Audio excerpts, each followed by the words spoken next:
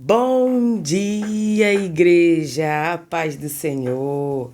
Leitura bíblica de hoje para darmos continuidade à nossa série de devocionais dessa semana.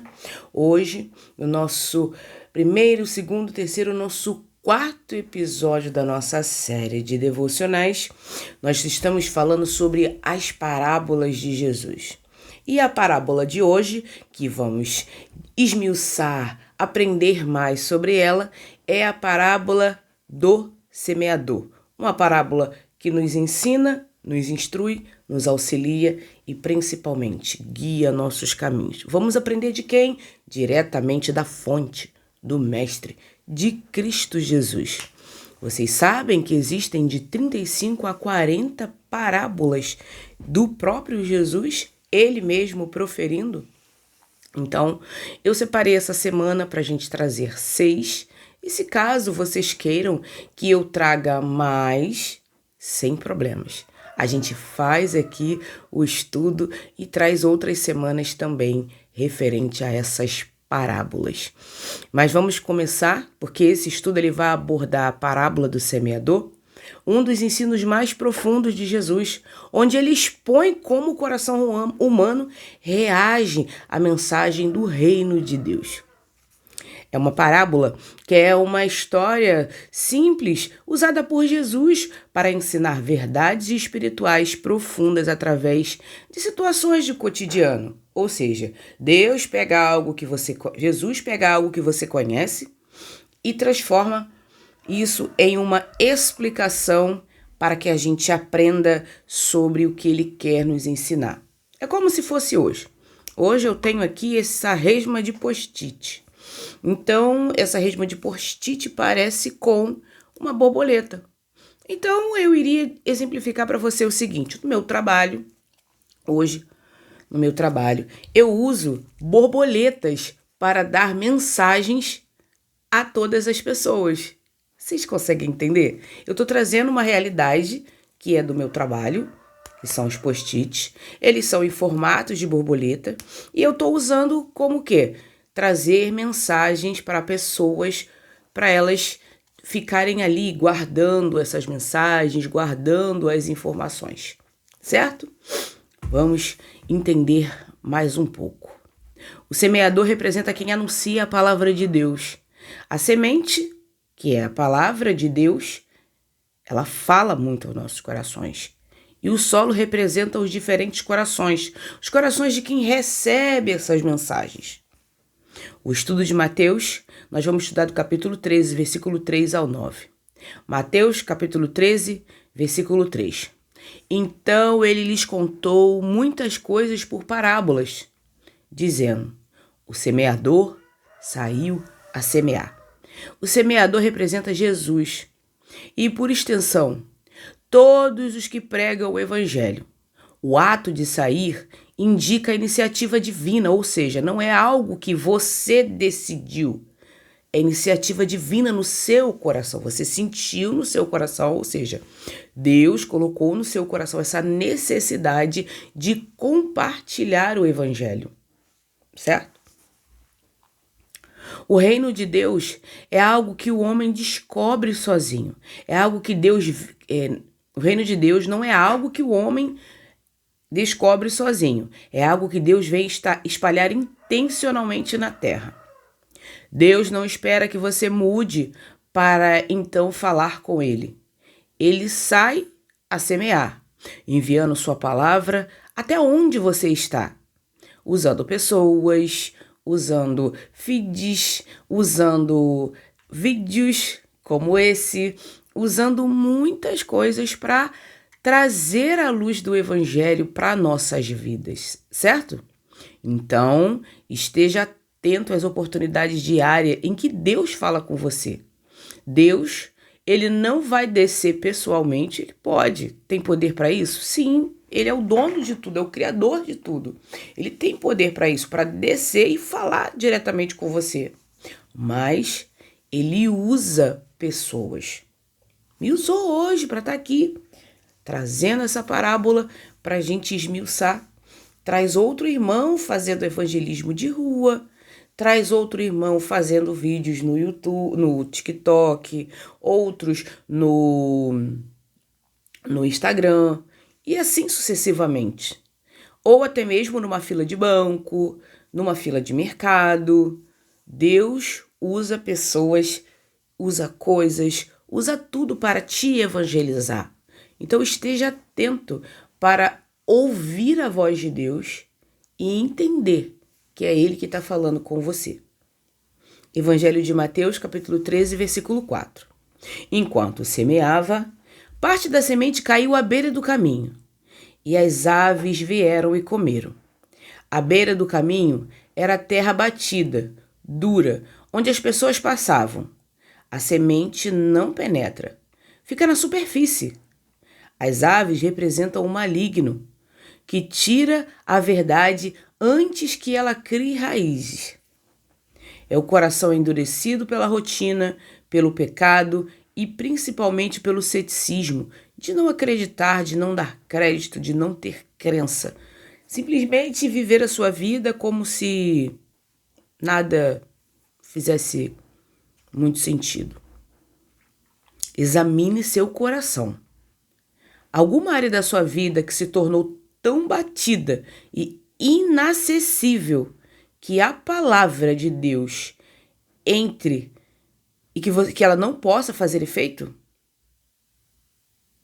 Olhe seu coração, veja como está o solo e peça a Deus que amacie, que mexa no arado, que faça ali o preparo para você receber o solo, a semente, para que ela possa germinar. E não fique ali vagando para que as aves, que é o maligno, venha para retirar isso de você, retirar a palavra de você. Capítulo 13, versículos 5 e 6. Parte dela caiu em solo pedregoso, onde não havia muita terra, e logo brotou, porque a terra não era profunda. Mas quando saiu o sol, as plantas se queimaram e secaram, porque não tinham raízes. O terreno pedregoso representa aquele que ouve com alegria, mas uma alegria emocional. Mas ele não tem profundidade.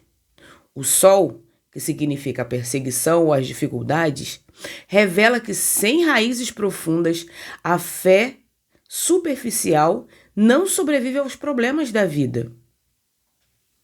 Aplicação. Não se baseie sua vida cristã apenas em sentimentos ou momentos de euforia, de ânimo, de alegria. O crescimento que vale a pena ocorre no oculto, criando raízes profundas na intimidade que você tem com Deus, para que você não desista quando a pressão, as dificuldades, elas aumentarem e pressionarem para que você desista. Porque é muito fácil desistirmos das coisas do Senhor. Muito fácil. É assim, 2 palitos, como dizem nossos irmãos paulistas. É muito rápido. Se a gente não tiver com a raiz muito bem profunda na rocha que é Cristo Jesus, eu já passei em locais. Quando eu vou para a igreja, tem 2 situações, né? Quando eu vou para a igreja e quando eu passo em locais de rochoso, né? De rocha, onde tem aquele morro rochoso mesmo. E eu já vi plantas se agarrarem ali e crescerem. Nossa, eu sempre me emociono, que eu falo, cara, Deus, Ele pode fazer brotar até em solo duro, rochoso, aonde você olha e você fala assim, não tem como nascer nada dali.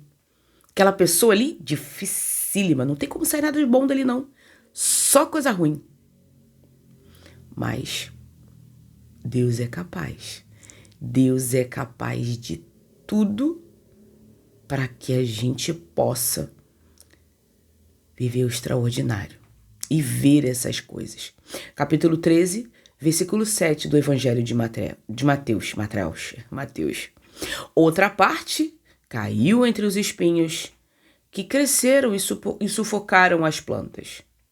Os espinhos representam as preocupações dessa vida e a sedução pelas riquezas e coisas externas.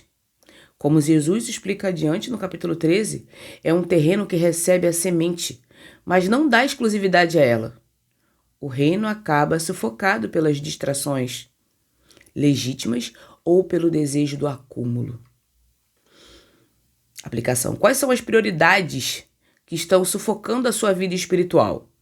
Às vezes, o excesso de ocupação com coisas boas, trabalho, tecnologia, finanças, nos impede de florescer no que é eterno. Ou seja, eu olho sempre para aquilo que está à minha volta. Eu nunca foco naquilo que realmente me importa, que é o reino, que são as coisas do Senhor.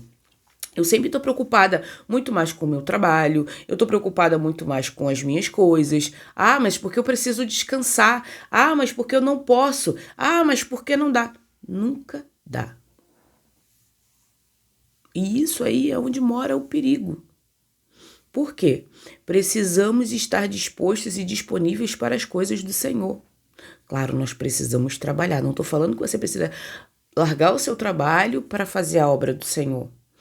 Mas, até porque tem pessoas para isso. Pessoas aposentadas, pessoas que no momento estão desempregadas.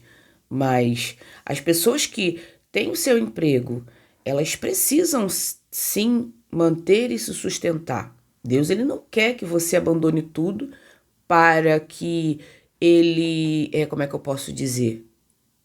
Para que você vá à igreja sempre, todos os dias. Não, Jesus, ele entende que você precisa trabalhar, que você precisa ter o seu sustento, que você precisa receber, até mesmo para você ajudar a igreja com ofertas. E é isso. Não que a igreja esteja atrás de ofertas, mas as ofertas servem para ajudar a igreja, entende? Porque a igreja precisa pagar o prédio, a igreja precisa pagar a manutenção, a igreja precisa pagar pessoa para fazer a limpeza, a igreja precisa pagar uma luz, a igreja precisa pagar a conta d'água. Então, a igreja precisa ajudar um irmão que está desempregado e não tem como pagar uma fatura, não tem como pagar um boleto. A igreja precisa de fazer almoço para os membros. E é isso. Quando a gente entende que as nossas ofertas elas precisam ser aplicadas de forma correta, a gente oferta com consciência. Porque qual é o motivo da oferta? A oferta é para ajudar a obra do Senhor. Para ajudar e fazer com que não falte nada para ninguém dentro do corpo. É para isso que a sua oferta ela tem que ser aplicada, para ajudar a manutenção do corpo. Nada falta para ninguém, como está descrito lá em Atos, nada faltava para ninguém, tudo era igual para todo mundo. E é isso. Quem tinha muito vendia seus bens para poder fazer com que todos tivessem uma vida tranquila e todos tivessem a mesma coisa. Nada era muito para um e pouco para outro, pouco para um e muito para outro. Não era dessa forma. No primeiro século, os irmãos dividiam tudo. Tanto que tem um contexto, foi até falado domingo, no último encontro das irmãs, no sábado, né? Tanto que tem um contexto lá em Atos de Ananias e Safira. Ananias não, Safira, Ananias e Safira. Eles venderam um terreno e tiraram X valor. Só que chegaram para os apóstolos e falaram, não, eu vendi por menos. Então, o Espírito Santo já sabia que eles estavam lá com a intenção de enganar. Já arregaçou os dois ali mesmo. Um foi o primeiro, depois foi o outro. E é isso. A oferta, ela tem um destino, que é para ajudar o povo de Deus, aquelas pessoas necessitadas, aquelas pessoas que precisam de fato. Esse é o objetivo. E eu não posso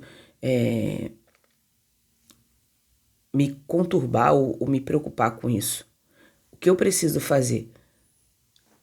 Trabalhar e dar a minha oferta. E dando a minha oferta, verificar se os irmãos realmente estão usando a oferta para manutenção do prédio, se estão usando a oferta para ajudar o irmão que está necessitado. E é isso. Por isso é que precisamos trabalhar. Aquelas pessoas que trabalham são para sustentar também o reino. Certo? Capítulo 13, versículo 8 de Evangelho de Mateus. Outra parte caiu na terra boa, que deu fruto a 100, a 60 e a 30 por um. A terra boa é o coração que ouve e entende, como no versículo 23. O fruto variado, 100, 60, 30, mostra que a profundidade pode variar. Mas o resultado final é uma vida que reflete o caráter de Deus. A semente é a mesma. A diferença é a recepção do solo. Qual tipo de solo você tem sido? Você tem sido esse tipo de solo fértil, ao qual recebe a semente e produz cada vez mais, produzindo outras sementes? Porque uma semente plantada gera um broto. O broto gera uma árvore. A árvore geram-se frutos. Os frutos geram-se outras sementes. E assim essas sementes são cultivadas em solos e outros solos e outros solos. E assim ela vai produzir a muito mais, para que a mensagem de Cristo seja levada a todos. Mateus 13, versículo 9. Aquele que tem ouvidos, ouça. Esta é a convocação de Jesus para uma atenção ativa. Ouvir. Aqui não é apenas detectar som com os ouvidos, mas aplicar o entendimento e a vontade para obedecer. É um chamado para sair da indiferença, para sair dessa inércia, para deixar que seu solo seja utilizado pelo Senhor. Aplicação. Ouça além das palavras. Quando você lê ou ouve a Bíblia, ou ouve um sermão, pergunte-se: o que Deus quer que eu faça com isso? Qual é a mudança que o Senhor quer que eu tenha na minha vida? O que eu posso melhorar? Pergunte-se e obedeça. Ouça o que a mensagem quer dizer. No dia de hoje, a mensagem é que para o seu coração seja um solo fértil. Um solo fértil para ser produzido, semeado, cultivado e assim brotar. E depois do broto você se tornar uma árvore para dar novos frutos para o reino. Aqui, a parábola do semeador, através de Mateus 13, versículo 18 ao 23, aqui o próprio Jesus, ele explica essa parábola. A semente à beira do caminho. Quando alguém ouve a mensagem do reino e não a entende, o maligno vem e lhe arranca o que foi semeado ao coração.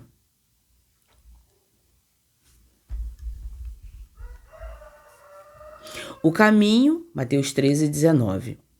O caminho era duro e pisado. A semente não penetrava. Representa pessoas que ouvem a palavra, mas não permite que ela entre no coração. O inimigo rapidamente rouba aquilo que foi ouvido, ou seja, um coração endurecido pela incredulidade, o orgulho ou a distração não consegue receber a voz de Deus, não consegue perceber a voz de Deus, que é a mensagem revelada. Este é o caso daquele que ouve a palavra e logo a recebe com alegria. Todavia, visto que tem raízes em si mesmo, permanece por pouco tempo. Capítulo 13, versículo 20 e 21. A planta nasce rápido, mas a raiz não é profunda. Representa também pessoas emocionadas no começo, mas sem profundidade espiritual. Quando chegam as dificuldades, logo correm e abandonam a fé. Aplicação. A caminhada com Deus precisa de raiz, oração, perseverança, estudo da palavra e intimidade com Cristo. Aqui, o principal é o estudo da palavra. Quando eu estudo, eu oro, eu me mantenho perseverante, eu tenho intimidade com Deus em oração, falando com Ele, entregando a Ele realmente aquilo que a gente precisa. A semente entre os espinhos, as preocupações dessa vida e o engano das riquezas que sufocam a palavra. Mateus 13, 22. Os espinhos crescem junto da planta e roubam a sua força. Representam pessoas dominadas por ansiedade, desejo do mundo, amor ao dinheiro, distrações. São pessoas que têm a sua força, mas as distrações, elas acabam fazendo com que a gente se perca no meio do caminho. A palavra, ela até cresce, mas não produz fruto. Fica uma árvore infrutífera, longe da palavra, longe das coisas do Senhor, presentes demais no mundo. Aplicação. Nem tudo que preocupa o nosso coração vem de Deus. Existem coisas que sufocam a vida espiritual silenciosamente. A semente em terra boa, mas aquele que recebeu a semente em terra é o que ouve a palavra e a entende. Este frutifica. Mateus capítulo 13, versículo 23. A boa terra recebe, guarda e desenvolve essa semente. Representa pessoas que ouvem, entendem e, principalmente, praticam a palavra. O resultado é um fruto abundante. E quando esse fruto ele é degustado por alguém, a semente logo é plantada. E assim, outras pessoas podem também obter o mesmo resultado que nós. Aplicação. O verdadeiro evangelho transforma vidas e produz frutos visíveis. Amor, obediência, perseverança, caráter cristão. Caráter cristão em que forma? Em forma de mostrarmos às outras pessoas quem é de fato Cristo Jesus em nossas vidas. A parábola do semeador ensina que a palavra de Deus, ela é poderosa, independente do solo, mas a palavra de Deus, ela é poderosa. O problema não está na semente e nunca esteve. A diferença está no coração que recebe. Se ele está endurecido, se ele é um coração superficial, se ele é um coração sufocado ou se é um coração fértil. A pergunta central desta palavra é: como está meu coração diante da palavra de Deus? O que aprendemos?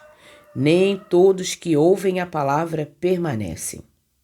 Emoção sem raiz não sustenta a fé. As preocupações do mundo podem sim nos afastar da pessoa de Deus. Deus procura corações férteis e disponíveis. A verdadeira fé? Meu irmão, a verdadeira fé, ela produz frutos. A 100, a 60, a 30, a 200, a 1000 e a muito mais. A parábola nos chama a examinar o nosso interior diariamente.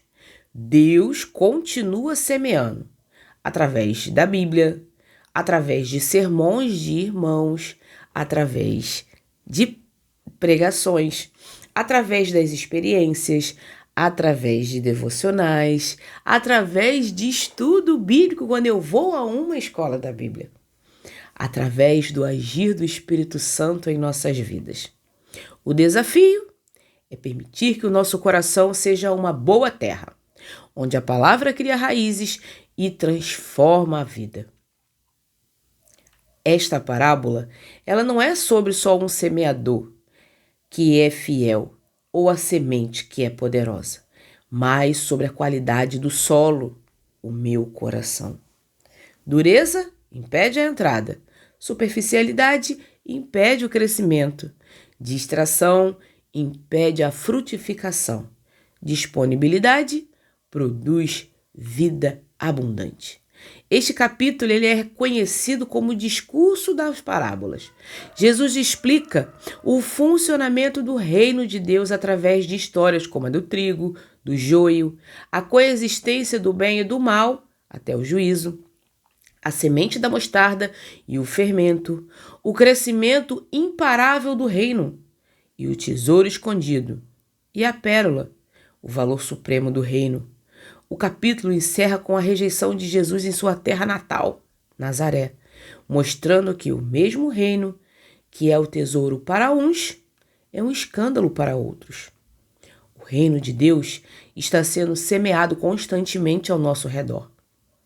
A pergunta de hoje que fica em nossos corações é: como está o terreno do seu coração hoje? A sua disposição em ouvir e praticar a palavra é o que determina se a sua vida será fértil, produtiva ou infértil e improdutiva. Ou se produzirá 100 vezes mais para a glória de Deus. Lembrando sempre, tudo não é para nós, mas para a glória de Deus. Amém? Vamos orar? Paizinho amado e querido Deus, graças te damos por mais um dia que se chama hoje, Senhor. Muito obrigada, Pai. Obrigada por nos ensinar, por nos instruir, por nos ajudar, por fazer, Pai, com que a gente aprenda que a tua mensagem, a tua palavra seja vista através da nossa vida. Perdoe, Pai, nossos pecados, nossas falhas que não são poucas. Perdoe, Pai, meu pecado que é grande. Eu não deveria fazer esse tipo de mensagem, eu entendo isso, Pai. Mas eu sei que o Senhor tem misericórdia de mim e me ajuda nos meus pecados e nas minhas falhas. Me ajuda a ser alguém diferente. Todos os dias, Pai, eu aprendo do Senhor. Eu trabalho para que a minha vida seja diferente. Me ajuda, Pai. Me ajuda a melhorar. Hoje eu oro e já te agradeço em nome de Jesus. Amém.